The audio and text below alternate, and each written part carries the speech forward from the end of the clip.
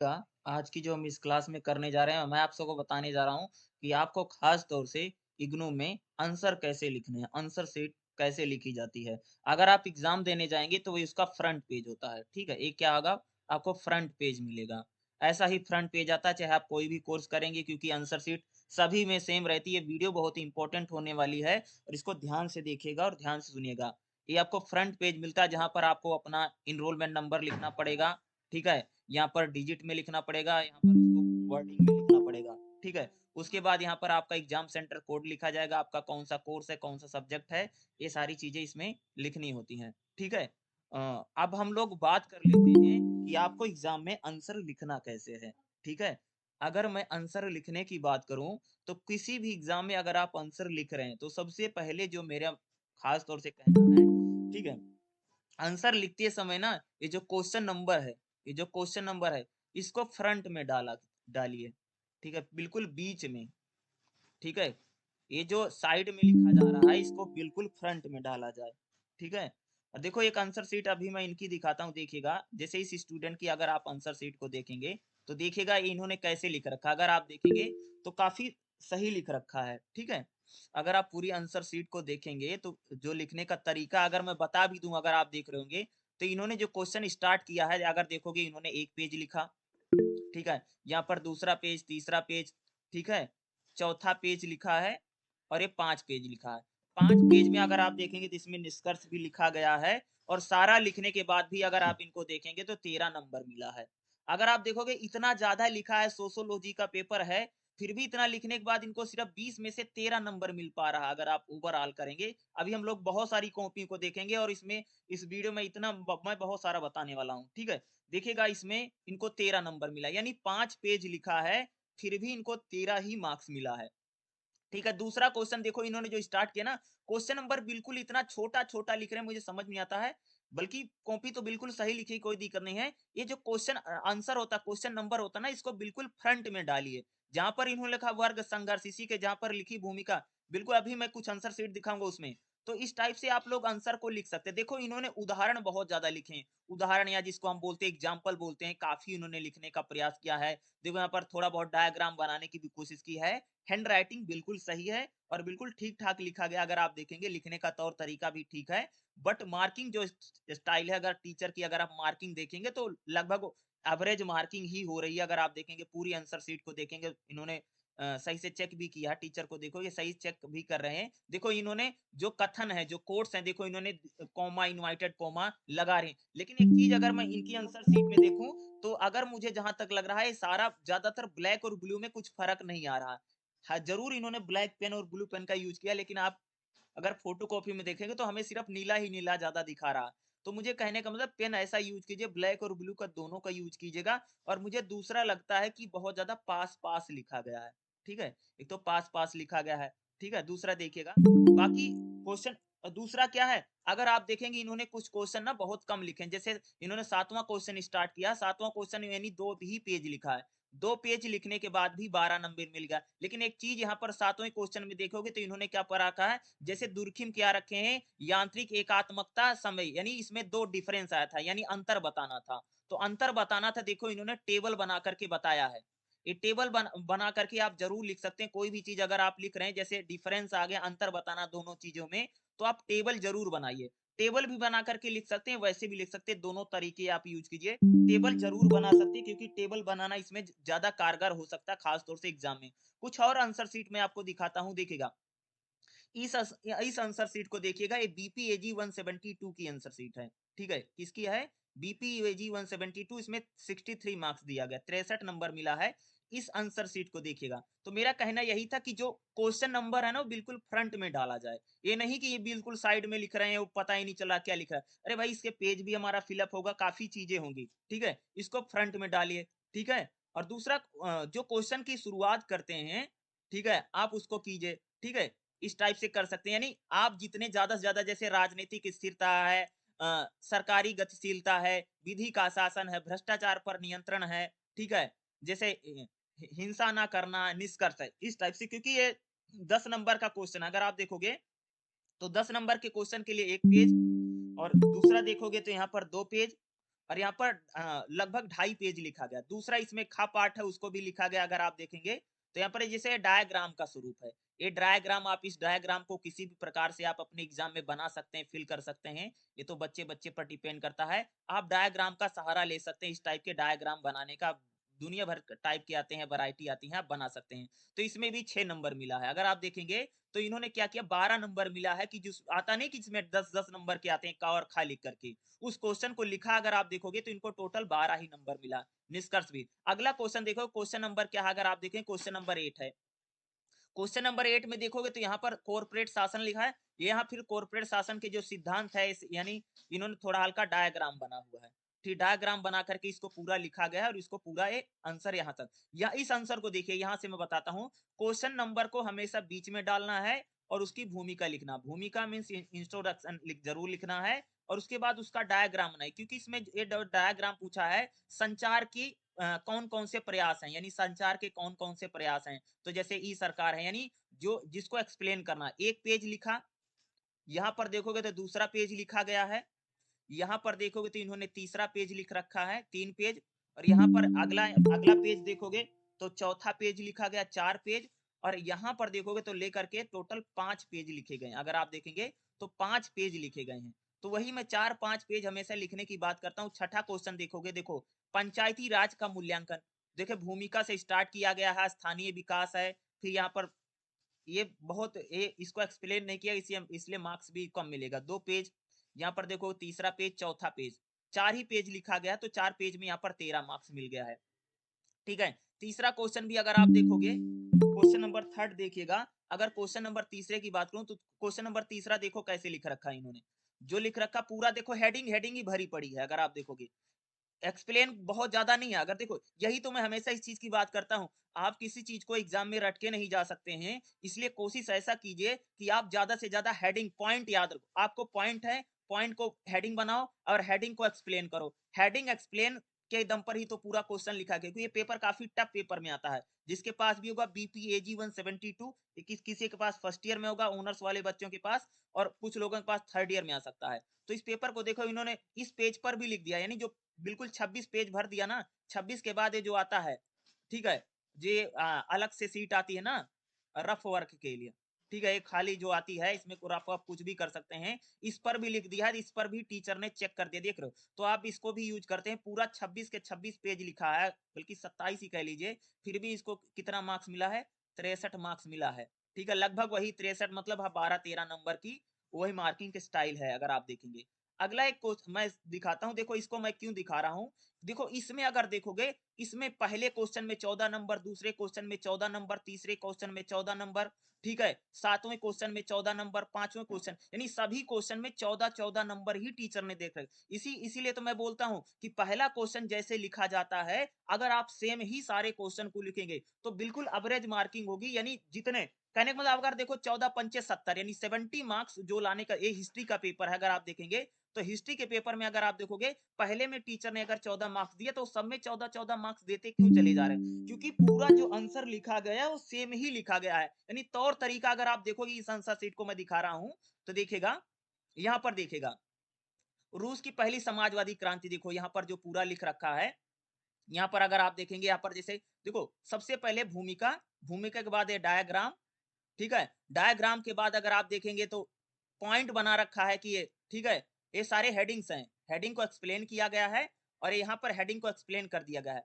3 page हो गया चौथा पेज होगा और ये 5 पेज होगा 5 पेज लिखने के बाद यहाँ पर टीचर ने 14 मार्क्स दिए और यहाँ पर देखोगे सभी क्वेश्चनों में इस कॉपी को इसलिए दिखा रहा हूं क्योंकि ये सेम ही मार्किंग स्टाइल है अगर आप देखेंगे खास तौर से बीए में जो हिस्ट्री है पॉलिटिकल साइंस उसमें जो मार्किंग का स्टाइल है अगर टीचर को लग रहा है कि उतना मार्क्स देना है तो सभी में उतने ही नंबर देते चले जाते हैं लोग अगर देखोगे दूसरा क्वेश्चन पांचवें देखो यहाँ से पांचवा क्वेश्चन लिखा है पांचवा क्वेश्चन में भी उतने ही पेज लिखे गए हैं और उतना पेज लिखने के बाद भी अगर आप देखोगे टीचर ने 14 ही नंबर दे रखा तो अगर आप देखो क्योंकि पूरी कॉपी को भी एक ही स्टाइल में लिखी गई है पूरा वही सेम तरीका सेम पैटर्न है और सभी को लिखते चला गया तो यानी 10 नंबर में 7 मिल रहा 7-7 दूनी 14 हो जा रहा तो पूरी किताब को देखोगे तो यहाँ पर भी देखोगे तो 7 दे दिया 7-14 होगा तो वही मैं बता रहा हूँ कि देखो ये जो क्वेश्चन नंबर 2 है क्वेश्चन नंबर या 2 सबसे पहले भूमिका डाला नेपोलियन को लेकर के यहाँ पर डायग्राम आया फिर सारा यहाँ पर एक्सप्लेन किया गया है 2 पेज हो गया, तीसरा, चौथा और यहाँ पर 4-5 पेज लिखने के बाद यहाँ पर भी 14 मिल गया।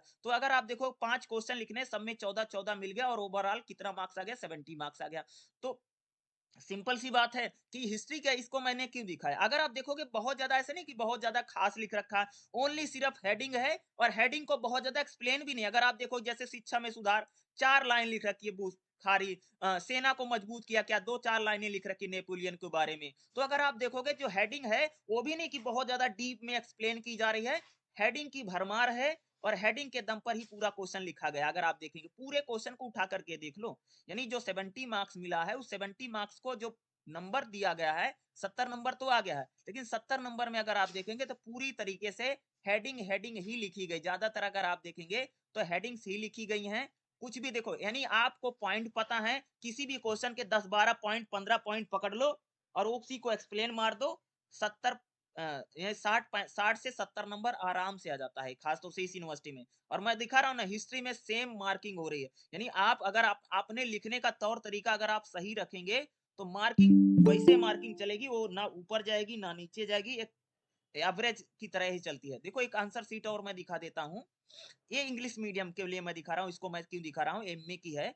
देखिएगा इसको, ये इंग्लिश मीडियम में है। देखो इस आंसर शीट को देखो, जिसको भी इंग्लिश मीडियम में क्वेश्चन लिखना, देखो इस बच्चे ने जो आंसर को लिखा है अगर आप देखोगे, देखो यहाँ पर सेक्शन 1 बीच में डाला गया। इसलिए मैं बात हमेशा करता हूँ कि क्वेश्चन नंबर सेक्शन नंबर जो 1 है क्वेश्चन नंबर 1 उसको बीच में हमेशा डालो। यहाँ पर देखो, यहाँ पर जो बच्चा लिख रहा है, देखो अगर कहीं पर की पॉइंट है, जैसे गांधी जी की पॉइंट है, इसने सर्कल मार दिया, नीचे डंडा मार दिया, बैकवर्ड आया काट दिया। ठीक है, यहाँ पर देखोगे इन्होंने ज्यादातर ना फैक्चुअल आंसर लिखने की कोशिश की है। जहां पर भी अगर कोई वर्ड आ रहा है, कहीं पर सेंटेंस आ रहा है, नीचे लाइनिंग कर देना या उसको सर्कल मार देना। इस आंसर शीट को देखिए, इसमें काफी, एक तो हिस्ट्री का पेपर है और हिस्ट्री के पेपर में 78 मार्क्स है। कितना मार्क्स है?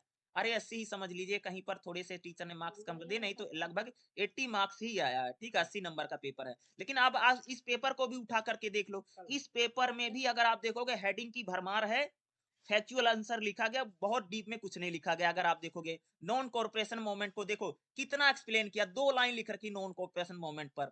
ठीक है, देखो कितना लिख रखा, कितना कम लिखा गया। लेकिन हाँ चीज है कि नीचे अंडरलाइन लगाई जा रही, जो इंपॉर्टेंट है उसको नीचे अंडरलाइन करें, क्योंकि हर बच्चे का लिखने का तौर तरीका अलग होता है। इसमें भी देखोगे तो हेडिंग की ही भरमार दिखाई देगी, उतना ही लिखा गया था। देखो जो भी इंपॉर्टेंट की है, जो इंपॉर्टेंट है, जैसे नेशनल आ गया, गांधी आ गया, कोई नाम आ गया, कुछ डेट आ गई, उसको नीचे की पॉइंट लगा दिए जा रहे हैं। ये इंग्लिश मीडियम में पूरी लिखी गई कॉपी अगर आप देखेंगे, जैसे यहाँ पर सर्कल लगा दिया, कुछ कोई भी वर्ड आ जाता है, जैसे आरएसएस आ गया तो उसको लेकर के इन्होंने सर्कल लगा दिया, इस टाइप से। कंक्लूजन जरूर लिखा गया, जरूर लिखिएगा। और देखो यहाँ पर 16 मार्क्स मिल गया है। ठीक है, 16 मार्क्स ये लिखा गया। अगर आप देखोगे यहाँ पर क्वेश्चन नंबर 2 को जो यहाँ पर स्टार्ट किया गया, देखो यहाँ पर इसको पूरा अगर आप देखोगे इसको स्टार्टिंग किया गया है। ठीक है, यानी इसका स्टार्टिंग है, भूमिका है, फिर सारे पॉइंट लिखे गए हैं। ठीक है, सारे पॉइंट लिखने के बाद अगर आप देखेंगे तो ये पूरा पेपर लगभग वैसे है कि जहां जहां इंपॉर्टेंट की है उनको सर्कल लगा देना, उनको गोले मार देना, यही सारा किया गया। तीसरे में ज्यादातर हेडिंग लिखी गई है, बहुत ज्यादा डीप में, ऐसा नहीं कि बहुत डीप में इस आंसर को लिखा गया है। ठीक है, डीपली आंसर बहुत ज्यादा नहीं लिखा गया है, बस यही है की पॉइंट है, कीवर्ड है। और अगर आप कीवर्ड के साथ साथ अगर दूसरा देखोगे तो कीवर्ड ज्यादा लिखे गए हैं, यानी फैक्चुअल आंसर लिखा गया। अगर आप डेट भी बहुत ज्यादा नहीं लिखी, अगर आप देखोगे ऐसा नहीं कि बहुत ज्यादा तारीख वारीख डाल दी है। ठीक है, ऐसा नहीं है, हिस्ट्री का पेपर है। जबकि देखो यहाँ पर देखो सर्कल लगा दिया गया, जो इंपॉर्टेंट है नोट को लेकर के, नोट ठीक है, एनआईसी यानी इंडियन नेशनल कांग्रेस को लिख रहे थे, 16 मार्क्स इसमें मिल गए। इसमें भी देखोगे, इसमें भी पूरी वही मार्किंग है, यानी एक क्वेश्चन में जितने टीचर ने मार्क्स दिए वही मार्क्स सारे क्वेश्चनों में उतना ही चला चला जा रहा। क्यों चला जा रहा? क्योंकि पूरी कॉपी को जो लिखा गया है वो बिल्कुल सेम तरीके से ही लिखा गया। अगर आप देखेंगे पूरी पूरी आंसर शीट को भी आप चेक करोगे तो वही सेम तरीके से लिखा गया। हाँ, यही लिखने का तरीका एक है, यानी यानी पहले पन्ने से जैसे लिखना शुरू किया गया है आखिरी पेज तक वैसे ही लिखा गया है। वही, यानी जितने पेज में क्वेश्चन लिखे जाए, जैसे आंसर लिखे, तौर तरीका वही है। इसीलिए तो मैंने बोला कि अगर आप पहले क्वेश्चन में अगर 12 मार्क्स मिल गया तो अगर आपने सही लिखा तो सभी में 12-12 मिलता ही चला जाएगा, तो 60 हो जाएगा। और दूसरा लिखा अगर सब में 14 मिल रहा तो 14 पंचे 70 हो जाता है। तो उस हिसाब से पूरी मार्किंग स्टाइल है। ठीक है, ये इंग्लिश मीडियम में इन्होंने रखा है, आप देख सकते पूरी आंसर सीट को सभी में 16 ही 16 पंचे 80 होता है। एक में शायद उसने कम कर दिया होगा, 14 दे दिया होगा।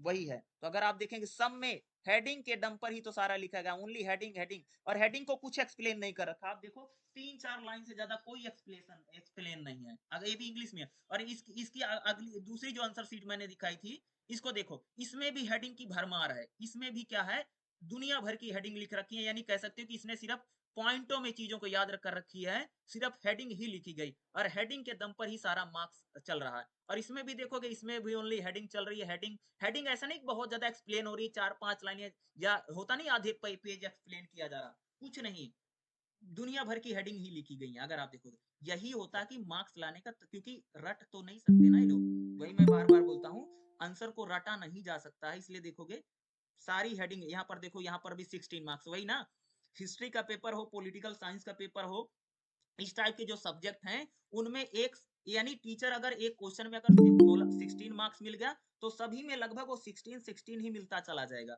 अगर एक में 14 मिल गया, तो सभी में 14 मिलता चला जाएगा, ऐसा मिलता है। यानी लिखने का फिर तरीका भी सेम होना चाहिए, नहीं एक क्वेश्चन आपको तो बहुत अच्छे से आता है, बाकी में आपको कुछ नहीं आता है, यानी सब लगभग उतना ही आता है, यानी पूरा, ठीक है, इस टाइप से लिखने का एक तरीका। पूरी आंसर शीट को देख लेना, और पूरे पेज भी लिख रखे हैं, अगर आप देखोगे 26 के 26 पेज, यहाँ पर भी देखोगे बिल्कुल अंतिम वाला पेज तक इन्होंने लिख रखा, लास्ट पेज को भी देख, ये बिल्कुल 26 के 26 पेज लिख रहे, यहाँ पर 14 दे दिया, नहीं तो 16 इसमें मिलता तो 80 नंबर ले, तो 80 नंबर देखो, 80 नंबर आ रहा है, 80 नंबर की सीट देखो क्या लिखी गई है, ये 80 नंबर आ रहा है, हिस्ट्री का पेपर है, हिस्ट्री के पेपर में 80 मार्क्स टीचर दे रहा है, और लिख क्या रहे हैं, लिख कुछ नहीं रहे हैं। अगर आप रियल में देखोगी तो ओनली हेडिंग्स को लिख रहे हैं, की पॉइंट लिखा जा रहा है, हेडिंग को एक्सप्लेन किया जा रहा है, दुनिया भर की हेडिंग बना दी गई है, बात कुछ नहीं, हर चीज को, छोटी सी चूची चीज को हेडिंग के जरिए एक्सप्लेन किया जा रहा है। एक्सप्लेन भी बहुत ज्यादा नहीं है, अगर आप देखेंगे कुछ कुछ में एक्सप्लेन है, नीचे हाई जरूर है, नीचे अंडरलाइन कर देना है,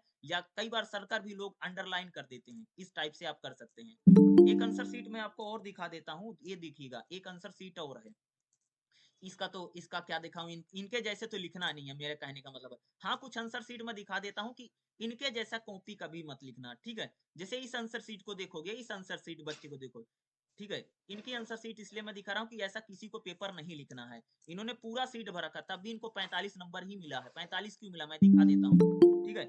इस टाइप से कोई भी आंसर मत लिखना। देखो यहाँ पर भाग लिखा, यहाँ पर देखो कितना दूर दूर लिखा गया है, ठीक है। कभी भी क्वेश्चन को दूर दूर मत लिखे, ठीक है। जैसे इन्होंने बहुत दूर दूर लिख रखा है, दूर दूर लिखने का मतलब क्या है, बहुत सारे लोग आते हैं ना एग्जाम में, पेज भरने आते हैं, तो ये सिर्फ पेज भरने गए थे, देखो पेज भरने गए थे, पूरी 26 के 26 पेज लिख दिया है, फिर भी टीचर ने 45 नंबर ही दे दिया, कुछ नहीं पाए बेचारे, ठीक है। 45 ही मिला, 50 भी नहीं आया, ठीक है। ये भी पॉलिटिकल साइंस का ही पेपर है। इसमें देखो कितना दूर, एक लाइन में सिर्फ 4 अक्षर लिख रहे हैं, और ये बहुत गंदी बात है। यहाँ से देखो, ये जो इतना दूर से लिख रखा है, ये जो यहाँ से इतना छोड़ रहे हैं ना, इस गलत इम्पैक्ट पड़ता है, क्योंकि टीचर को मालूम होता है कि जानबूझ करके दूर दूर लिखा जा रहा है। इससे क्या पता चलता है, इससे यही पता चलता है कि ये जानबूझ करके दूर दूर लिख रहे हैं, ठीक है। इससे एक बात ही पता चलती है कि इस बच्चे की जो कॉपी है, इस बच्चे ने देखो सत्याग्रह लिखा है, एक लाइन में सिर्फ 4 ही अक्षर लिख रहे हैं। सत्याग्रह गांधी द्वारा किया गया अनेक प्रकार के आंदोलनों, अनेक प्रकार का आंदोलन था जो भारत की आजादी के दौरान, लिख रखा है, किया गया था, देश को आजादी मिली। लाइन भी सही से नहीं बन रही, देखो। और दूर भी कितना लिखा है, यहाँ देखो टीचर यहाँ पर लाइन लगा रहा ना, ये इतना क्यों छोड़ रखा है, इसी का गलत इम्पैक्ट है। अगर आप अगर पूरा भी देखोगे ना, तो पूरे 26 पेज लिख रखे हैं, मैं दिखा भी देता हूँ। ये 26 पेज लिखा, 26 के 26 पन्ने भर दिए, फिर भी 45 नंबर ही मिला। क्यों मिला 45 नंबर, क्योंकि इतना गलत लिख रखा है। इतना दूर दूर लिखोगे तो सबको पता चलेगा। और लाइन छोड़ छोड़ के मत लिखना, कोई भी पेपर में लाइन छोड़ छोड़ के मत लिखिए, बहुत ज्यादा दूर। ये देखो, ये जो इधर छोड़ रहे हैं ना, इतना जो छोड़ा जा रहा है, ये गलत है, ठीक है। ऐसा नहीं छोड़ा जाता, अगर आप ऐसा छोड़ेंगे तो मार्क्स बिल्कुल भी नहीं मिलेगा, सच्चाई वाली बात है, किसी भी आंसर सीट में।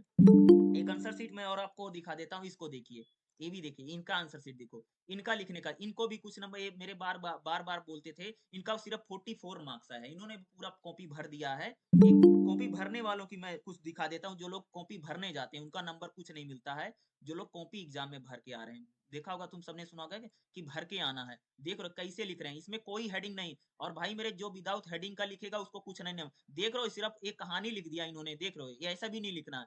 इस तरीके से कोई एग्जाम में मत लिखो, ठीक है, नंबर नहीं मिलेगा। पेज ही भर रहे हैं बेचारे, देखो इतना भर दिया, इतना भर दिया, पता नहीं क्या, समझ में नहीं आ रहा, पूरा भर दिया है।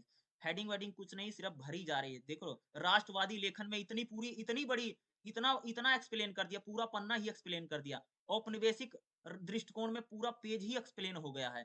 तो ऐसा मत एक्सप्लेन कीजिए, इसमें कुछ मार्क्स नहीं। तभी तो 44 नंबर आ रहा। बेचारे परेशान है कि 44 नंबर मेरा आता है, मेरे से पूछ रहे थे 70 नंबर क्यों नहीं आ रहा। तो भाई क्यों नहीं आएगा, 10 नंबर टीचर दे रहा है, क्यों? अब पेज भी पूरा लिख रहे हैं। अगर आप देखोगे, इन्होंने क्वेश्चन यहाँ से स्टार्ट किया है, क्वेश्चन नंबर फर्स्ट लिया है, देख रहे हो कैसे लिख रहे हैं, कोई हेडिंग नहीं है, हेडिंग लिख रहे हैं तो इतना इतना ज्यादा एक्सप्लेन कर दिया है कि यहाँ पर यानी 5 पन्ने लिखने के बाद भी बेचारे को 10 नंबर ही मिला। क्यों मिला? क्योंकि इसमें कोई हेडिंग नहीं है, और विदाउट हेडिंग करेंगे तो पूरी पेज भी लिख रखा है। अगर मैं पूरी आंसर शीट को अगर आपको दिखा दूं, ये पूरी आंसर शीट देख लीजिए, ठीक है। पूरी आंसर शीट को अगर आप देखोगे, देखो यहाँ से कटिंग फटिंग नहीं करना भाई मेरे, ये कटिंग का गलत इम्पैक्ट पड़ता है। एग्जाम में अगर लिख रहे हो कुछ गलत हो जाएगा, काटना नहीं, सब सही है। गलत तो काटना ही नहीं, गलत भी हो जाए तो नहीं काटना है। यहाँ पर देखो कोई भी हेडिंग नहीं है, सिर्फ लिख रहे हैं, देखो कैसे लिख रहे हैं, देख रहे हो, कोई हेडिंग नहीं, सिर्फ कहानियां लिखते बेचारे चले जा रहे हैं। देखो ये सब गलत है, ये ऐसे थोड़ी लिखा जाता है। वो तो समझ लो टीचर सही तो पास कर दिया, नहीं तो फेल ही कर देता। देख रहे हो कोई हेडिंग नहीं है, वैसे लिख 8 नंबर दे रहा, 20 में से 8 नंबर आ रहा, क्यों आ रहा है? यानी 8 नंबर आने का मतलब है कि टीचर एक प्रकार से दे रहा है कि चलो कोई बात नहीं, इन्होंने इतना लिख दिया है। और पूरे पेज लिख रखे हैं, अगर मैं बता दूं, ये देखो जो लोग वो बताते हैं ना पूरा पन्ने लिख करके आना, लगभग 25-26 पन्ने लिख करके आए, फिर भी इनको कितना पासिंग मार्क मिला 44, क्योंकि एमए का पेपर है, एमए में 40 पासिंग होती है, तो इनको 44 नंबर दिया है। 44 नंबर क्यों दिया गया?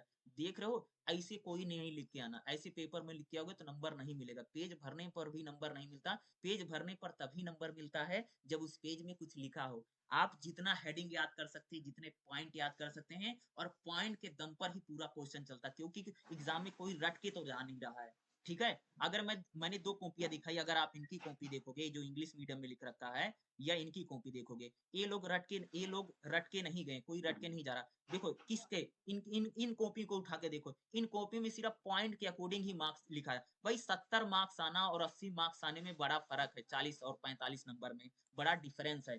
10 नंबर, अगर मैं तुमको बताऊं, अगर किसी का 40 मार्क्स आया और किसी का 50 मार्क्स आया, तो आपको कॉपी से अंदाजा हो जाएगा कि वहां पर लिखने का तरीका क्या था, तो बिल्कुल पता चल जाता। इसलिए मैं बार बार बोलता हूँ कि ऐसी कॉपी मत लिखना भाई मेरे, जैसे विदाउट हेडिंग का लिख करके आते हैं, सिर्फ पन्ने भरने जाते हैं, इसमें नंबर नहीं मिलता है। और ऐसे मत लिखना, दूर दूर लिखने वाले, लाइन लाइन छोड़ करके लिखने वाले, कोई भी लाइन छोड़कर मत लिखो, दूर दूर मत लिखो, ठीक है। ये बिल्कुल गलत स्ट्रेटजी है जो भी लिख रहा। देखो ये भी पेपर लिख करके आए, इनको इनको भी फेल कर दिया गया, 34 नंबर दिया, पूरा पन्ना भर के आए। ये इंग्लिश का पेपर है, ठीक है। ये थर्ड ईयर का पेपर, देखो क्या लिख रखा है इन्होंने, देख रहे हो, ये पूरी कहानी लिख रखी है बेचारों ने, इन सारा लिख दिया, पेपर पन्ना ही पूरा किताबी छाप दिया है, देख रहे हो। ये तो मुझे लग रहा नकल ही मार रहे थे, देख रहे कैसे लिख रखा है, ठीक है। इनको 2-2 4-4 5-5 नंबर मिल रहा। क्यों मिल रहा? क्योंकि जो सारा लिख रखा है आधा सही आधा गलत है, ठीक है। इस टाइप से मत लिखिए, यानी विदाउट हेडिंग को मत लिखो।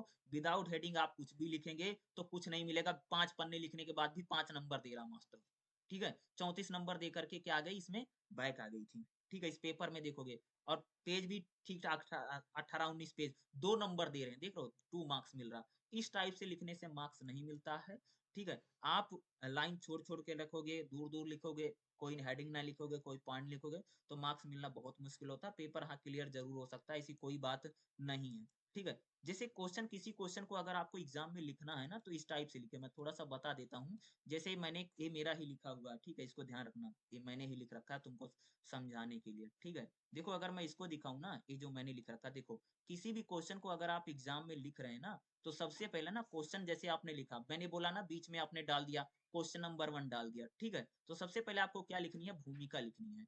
उसका भूमिका यानी उसका, यानी क्वेश्चन जो आपका जो क्वेश्चन पूछ रहा है वो क्या पूछ रहा है, उसके बारे में आपने बता दिया, ठीक है। आगे हम एक्सप्लेन क्या करेंगे, जैसे मौर्य राज्य की प्रकृति, नेचर बताना था, तो यहाँ पर देख रहे हेडिंग लिया, हेडिंग को एक्सप्लेन किया गया है अर्थशास्त्र के अनुसार। यानी ये इस टाइप का भी डायग्राम आप बना सकते हैं, और भी मैं डायग्राम बता दूंगा। जैसे यहाँ पर देखो सारे पॉइंट हैं, और पॉइंट को ही एक्सप्लेन किया गया, देख रहे हो कैसे यहाँ पर मैंने लिख रखा है, ये मैंने ही लिख रखा है, ठीक है। इस टाइप से किसी भी आंसर को आप लिखिए, ठीक है। यानी हेडिंग के दम पर, देखो रट के कोई मत जाओ, निष्कर्ष लिखना बहुत जरूरी है, भूमिका लिखना बहुत जरूरी है। बिना निष्कर्ष और बिना भूमिका के कुछ चलेगा नहीं एग्जाम में, खास तौर से अगर मैं बताऊं। जैसे मैं एग्जाम्पल देता हूँ, जैसे एक क्वेश्चन है, इस क्वेश्चन को देखो, इस क्वेश्चन को मैं दिखाता हूँ आप सबको। एक क्वेश्चन देखो, मैं एक डम में दिखा रहा हूँ कि फॉर्मेट देखो, भूमिका लिखो किसी क्वेश्चन की, सबसे पहले क्वेश्चन नंबर 1 डालो, यहीं पर डालो, क्वेश्चन नंबर 1 2 3 बीच में डालो बिल्कुल, ठीक है।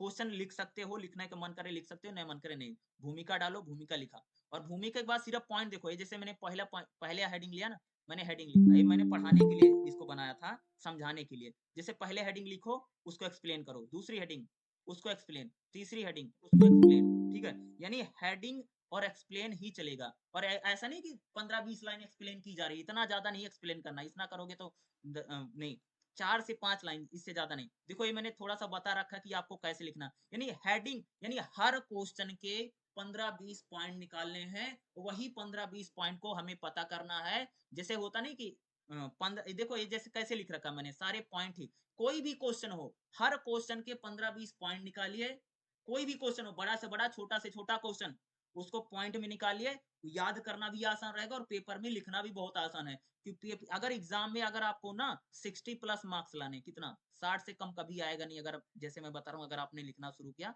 60 से नीचे कुछ आएगा नहीं, 60 से नीचे नंबर लाना भी फेलियर ही है, समझ लीजिए, पास नहीं कुछ होता है। तो यूनिवर्सिटी ने 35 नंबर ले लिया है, ठीक है। नेक्स्ट चीज बताऊं, देखिएगा, अगर आपको मार्क्स लाने 60-70, अगर मार्क्स लाने या 80 मार्क्स लाना, इसकी मैं बात कर रहा हूँ, तो उसके लिए आपको हेडिंग लिखनी पड़ेगी। आप जितनी हेडिंग याद कर सकते हैं, आप जितने पॉइंट याद कर सकते हैं, उसी के अकॉर्डिंग वो चलेगा। विदाउट हेडिंग के कुछ नहीं चलेगा। आप वैसे करेंगे, जैसे इसका तो मैं बताया इनकी, जैसे इसमें 70 मार्क्स आए, और भी ज्यादा मार्क्स आ सकता है। एक तो बात है, एक तो क्या है, लाइन नहीं लगाते हैं, लाइन की भी गड़ी दूसरी इसमें गलतियां बहुत सारी हैं, इसमें क्या है, इसमें गलतियां भी बहुत सारी हैं, तो कुछ हर, वो तो हर बच्चे के पेपर में कुछ ना कुछ गलतियां, जैसे इनका 80 मार्क्स आया है, इनके इनके पेपर में कुछ गलतियां अगर आप देखोगे तो, लेकिन अगर आप देखोगे 70 75 और 80 मार्क्स लाने में यही है कि आप हेडिंग याद कीजिए, हेडिंग जितना आपको याद रहेगा, आप जितना एक्सप्लेन करेंगे, आप उतना ज्यादा सही लिख सकते हैं, किसी भी आंसर को, किसी भी क्वेश्चन को आप सही से सही लिख पाएंगे, ठीक है। और दूसरा, अगर आपने, मैं बता दूं, अगर आपने कभी एग्जाम दिया, मान लो आपने पेपर बहुत अच्छे लिख करके आए हो, और आपने एग्जाम दिया, आपके कम मार्क्स आते हैं, मान लो आपको लगता है कि मेरा 60-70 नंबर आना चाहिए, तो आप रिवैल्यूएशन जरूर करवा सकते हैं, रिवैल्यूएशन के साथ जरूर जाना चाहिए, मैं इसके हमेशा पक्ष में रहा हूँ, ठीक है। रिवैल्यूएशन करा सकते हैं, ठीक है। अगर पेपर बहुत अच्छा लिखा, जैसे मान लो इन्होंने पेपर लिख रखा, जैसे इस बच्चे की मैं कॉपी दिखा रहा, इन ए रिवैल्यूएशन के साथ जा सकते हैं, ए रिवैल्यूएशन के साथ जा सकते हैं, जैसे ये कॉपी लिखी गई है। अब मान लो इनकी तरीके से लिखोगे, इसमें कोई ऐसा कोई ना, ऐसी कहानी लिख करके जो लोग आ रहे हैं ना, वो रिवैल्यूएशन ना कराएं भाई, मेरे को बच के रहें, ठीक है। या इस टाइप की जो कॉपी लिख रहे हैं, ऐसा दूर दूर जो लिख रहे हैं, ये भी रिवैल्यूएशन ना कराएं। इस टाइप की कॉपी लिखने वाले, दूर दूर लिखने वाले, पेज भरने वाले, ये थोड़ा दूर रहें, ठीक है। इतना दूर दूर लिख रहे हैं, या पेज भर रहे हैं, या इसमें कोई हेडिंग ही नहीं लिख रहे हैं, ऐसे कहानी लिख दे रहे हैं, इस टाइप के कॉपियों में रिवैल्यूएशन में पास होना मुश्किल हो जाएगा, मार्क्स बढ़ते नहीं है। मार्क्स तभी बढ़ सकते हैं जब आपने पेपर को बहुत अच्छा लिखा होगा। तो अगर आप पेपर बहुत अच्छा लिखते हैं, तब रिवैल्यूएशन के साथ आप जरूर जा सकते हैं, तब आप उसको जरूर करवा सकते हैं। और जैसे मैंने यहाँ पर लिखने का थोड़ा तरीका बता रखा है, आप इस टाइप से लिख सकते हैं, पॉइंट बनाइए, हेडिंग बनाइए, और किसी भी चीज को आप पॉइंट और हेडिंग बना करके ही लिखिए, और पॉइंट और हेडिंग लिखने से आपको ज्यादा फायदा होगा या ज्यादा मदद मिलेगी, ठीक है। अब याद भी करना आसान हो जाएगा, ठीक है। पॉइंट और हेडिंग से देखो, मेरे यहाँ पर सारा है, पॉइंट 10-12 पॉइंट बना रखे हैं, 12 पॉइंट है, 12 पॉइंट बना रखे हैं, और लास्ट में निष्कर्ष है, और एक हेडिंग और भूमिका है। और पेज भी अगर आप देखोगे तो 4 पेज लिखा गया, तो 4-5 पेज जो लिखना है, तरीका यही अपनाना पड़ेगा, ठीक है। अब जिसका, जैसे मैं बता दूं, जैसे मार्कशीट आती है ना, ये नई है, अगर आप देखेंगे इस टाइप से मार्कशीट आती है।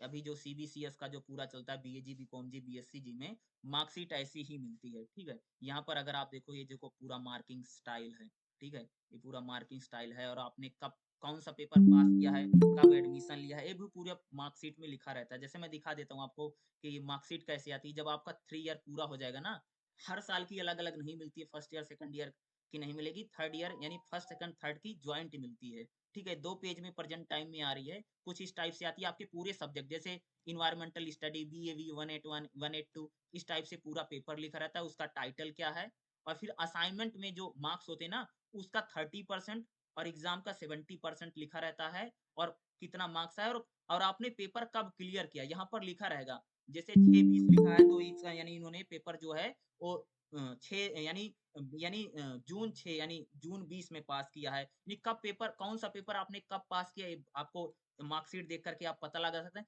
आपने एडमिशन कब लिया है और आपने अपना लास्ट एग्ज़ाम कब दिया था, ये भी बिल्कुल बाकायदा लिखा रहता है अब, ठीक है? यानी मान लो आप अगर मान लो आपने 4 साल लगा दिए तो आपकी मार्कशीट में बिल्कुल वो पता चल जाएगा कि आपने 19 में एडमिशन लिया और 23 में कंप्लीट करा। इसका मतलब आप ऑटोमैटिक 4 साल आपने लगा दिया है। ठीक है? और आपने कौन-सा पेपर कब पास किया है, बाकायदा यहाँ पर जो लिखा रहता है ना, कौन से टर्म एग्ज़ाम में क्लियर हुआ, ये भी लिखा रहता है। बैक भी पता लगनी अब तो आसान हो गई, पहले इग्नू ऐसा नहीं करता था। लेकिन अब किसकी कितनी बार बैक आई नहीं आई है, लेकिन आपकी बैक आई थी, नहीं आई थी, आपने कब उसको पेपर को पास किया, ये लिख कर के आता है। कुछ इस टाइप से इस टाइम के इस टाइप इस अब वही इग्नू में मार्कशीट दी जाती है। यहाँ पर फिर आपको परसेंटेज लिखी होती है। यहाँ पर देखो इनको लिखा ना 72% ठीक है? इस टाइप से आपको देखने को मिलेगा।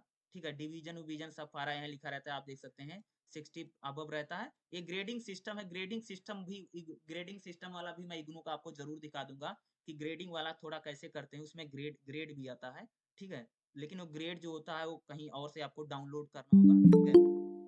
जिसको हम डिजी लॉकर बोलते हैं, वहाँ से आप डाउनलोड ये मार्कशीट का मैंने ऐसे ही दिखा दिया ताकि आपको पता चल जाए कि अगर आप पेपर अच्छे से करेंगे तो आपको यहाँ पर जो परसेंटेज का कॉलम है ना, यहाँ पर आपको परसेंटेज का कॉलम 70 प्लस दिखेगा और 70 प्लस एक परसेंटेज का कॉलम अगर आप देखना चाहते हैं, तो आपको बहुत मेहनत करनी पड़ेगी, मैं सच्चाई बता रहा हूँ। नहीं तो ये कॉलम आपको घटता दिखाई देगा, 60-65 में आकर के सिमट जाएगा वो, ठीक है? 70 प्लस 70, 75, 80 लेकर के आइए परसेंटेज कॉलम। 80-85 लेकर के आओगे तो फिर वो टॉपर में आ जाएगा। लेकिन हाँ 70 प्लस ज़रूर लेकर के 60% वाला अपना टारगेट छोड़ दीजिए। मेरे कहने का मतलब हमेशा यही है कि आप बेहतर लिखिए एग्ज़ाम को, अच्छा लिखिए।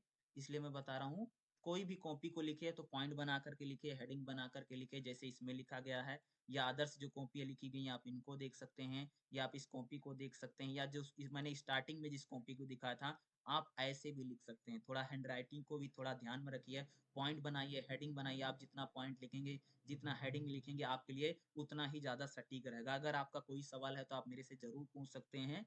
तो थोड़ा लिखने का तौर तरीका रखिए क्योंकि एग्ज़ाम लिखने से ही पास होता है, ठीक है? आपने कितना पढ़ के गए उससे एग्ज़ाम नंबर नहीं आता है। और एक चीज़ मैंने बहुत बारीकी से आपको बता दिया कि पहला क्वेश्चन टीचर को कितना पसंद आया है। एक तो होती है कि टीचर उसको कितना समझ रहा। इस पर मार्किंग नहीं चलती कि आपने कितना लिखा है। टीचर को कितना पसंद आ रहा है और कितना मार्क्स दे रहा है, इसी पर पूरा मार्किंग स्टाइल चलती है। तो इसलिए कोशिश यही कीजिए कि आप पेपर को बेहतर लिखें, अच्छा लिखिए क्योंकि अगर पहले क्वेश्चन में और ध्यान रखना हर क्वेश्चन सेम तरीके से सेम पेज में और स्टाइल से लिखेंगे तो नंबर भी सेम स्टाइल से मिलेगा। अब देखा मैंने आपको 2 कॉपी दिखा दी ना, भाई मेरे इस कॉपी को भी अगर आप देखेंगे, इस कॉपी को देखिए, इस कॉपी में सब में इनको 16-16 मार्क्स मिल रहा है। और दूसरी कॉपी में देखेंगे तो यहाँ पर भी इनको सभी में 14-14 मिला। हर क्वेश्चन में 14-14 यानी इक्वल मार्किंग कब चलेगी? एक जैसे मार्क्स आपको कब मिलेंगे? एक जैसे मार्क्स तभी मिलते हैं जब आप हर क्वेश्चन को सेम स्टाइल और सेम जानकारी आपको होगी, तभी आप पा सकते हैं, ठीक है? इसके लिए पढ़ना पड़ेगा क्योंकि आपको 2-3 क्वेश्चन आते हैं, 3-4 तीसरा चौथा नहीं है तो फिर उसमें मार्किंग कम हो जाएगी, घट जाएगी, ठीक है? तो कोशिश कीजिए कि आप हर क्वेश्चन को उसी तरीके से लिखें, उतने पेज में लिखें। हाँ, एक चीज़ है मैं मानता हूँ कि पेज ज़्यादा लिखने से मार्क्स आते हैं, लेकिन पेज लिखिए, एग्ज़ाम पूरा लिखने की बात होती है, ठीक है? लाइन छोड़-छोड़ कर के कोई मत लिखो, दूर-दूर कोई मत लिखो। टीचर को कभी ऐसा एहसास ना हो कि आप जानबूझ कर के दूर-दूर लिख रहे हैं या आप लाइन छोड़ रहे हैं, ठीक है? एहसास नहीं होना चाहिए इस बात का, क्योंकि अगर उसको ये पता लगेगा ये जानबूझ करके दूर-दूर लिख रहा है, फिर वो नंबर कम कर देगा, ये सच्चाई है। जैसे इनका मैंने दिखाया, देखो ये बुरा जानबूझ कर के लिख रहे हैं तो कोई भी आदमी देख लेगा, वो बता देगा, बच्चा भी देख करके बता देगा कि जानबूझ करके दूर-दूर लिख रहे हैं। तो ऐसा दूर-दूर मत लिखिए और एग्ज़ाम में पॉइंट और हेडिंग बना कर के लिखिए, विदाउट पॉइंट और हेडिंग को लिखोगे तो ओनली पासिंग मार्क्स आएगा। इसके सिवा कुछ नहीं आएगा और सिर्फ रोते और बिलखते रह जाओगे। तो उसमें कोई कुछ कर नहीं सकता है। रिवैल्यूएशन में मार्क्स उसी के बढ़ते हैं जो कॉपी को सही से लिख कर के आते हैं, मैं सच्चाई के साथ बता रहा हूँ। अगर आपने एग्ज़ाम सही लिख रखा है, अगर आपके मार्क्स लगता है कम आ गए तो आप रिवैल्यूएशन के साथ 100% जा सकते हैं, रिवैल्यूएशन में मार्क्स बढ़ते हैं और ऐसा नहीं ज़्यादा भी बढ़ते हैं, 30-30, 35-35 नंबर भी बढ़ सकता है। अ वो होता है कि आपकी कॉपी कैसे चेक की गई और इग्नू में कई बार यानी बहुत ज़्यादा खराब कॉपी चेकिंग होती है। आपने पेपर बहुत अच्छा लिखा तब भी आपके कम नंबर आ सकते हैं, आपने पेपर बहुत अच्छा लिखा तब भी आपको फेल किया जा सकता है। इसलिए रिवैल्यूएशन आप ज़रूर करवा सकते हैं, रिवैल्यूएशन के साथ ज़रूर जाइए। आप कॉपी लिख करके आओगे तो आपका नंबर कभी नहीं कटेगा, अच्छी से कॉपी लिख करके। कोई सवाल है तो आप मेरे से ज़रूर पूछ सकते हैं, ठीक है? जो कोई पूछ